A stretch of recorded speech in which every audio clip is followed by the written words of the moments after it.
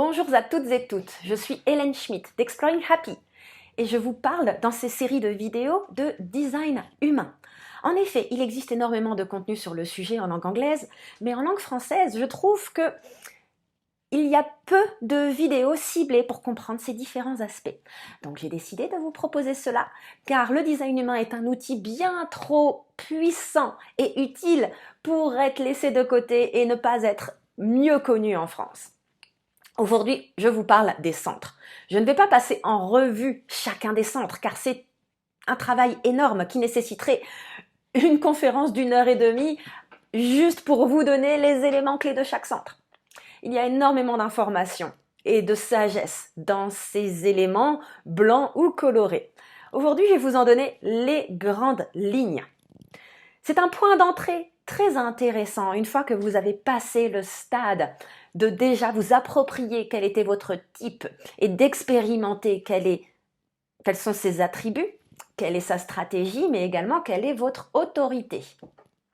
Donc, si vous ne l'avez pas déjà fait, je vous invite à aller regarder ma vidéo qui explique comment aborder votre connaissance et expérimentation du design humain. En effet, il y a un moment où vous allez avoir envie de creuser plus en profondeur. La vitesse et l'intensité à laquelle vous allez le faire va dépendre bien entendu de qui vous êtes.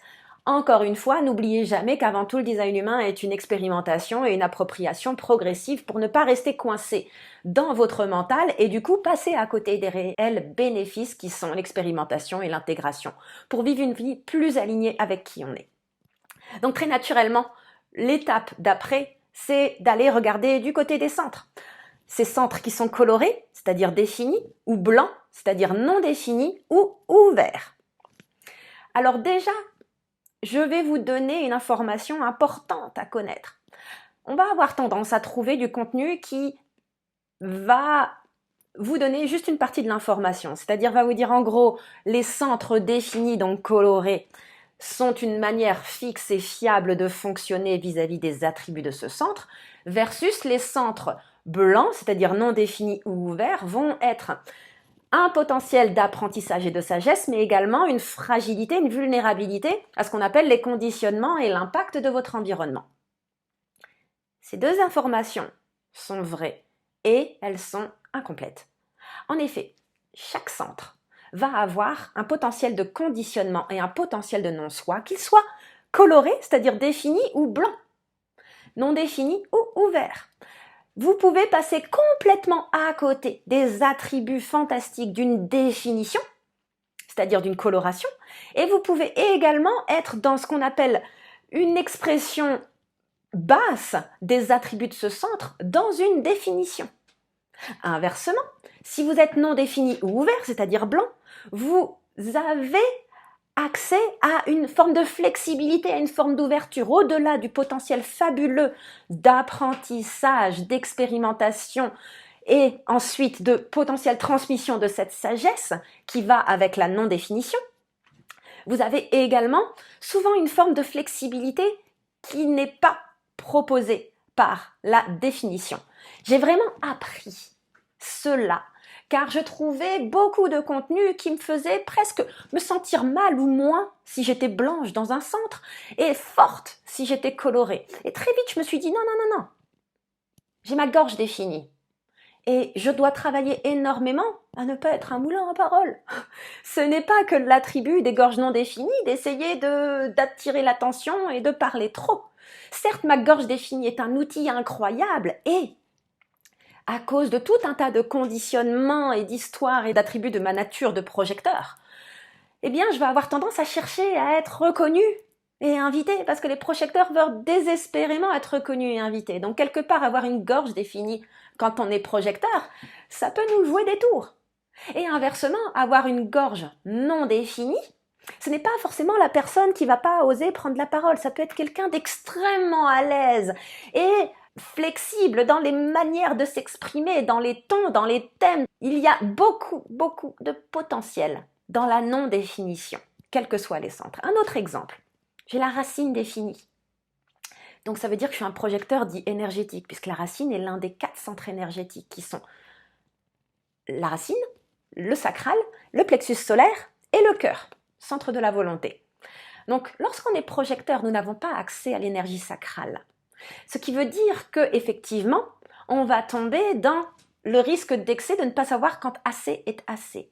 En plus, lorsqu'on est blanc, c'est-à-dire non défini, comme les êtres non sacraux que sont les projecteurs, les manifesteurs, les réflecteurs, nous allons amplifier l'énergie des générateurs qui sont dans notre champ aurique. Générateurs étant 70% de la population, donc le risque d'amplification et de devenir un super générateur est vraiment important pour les êtres non sacraux.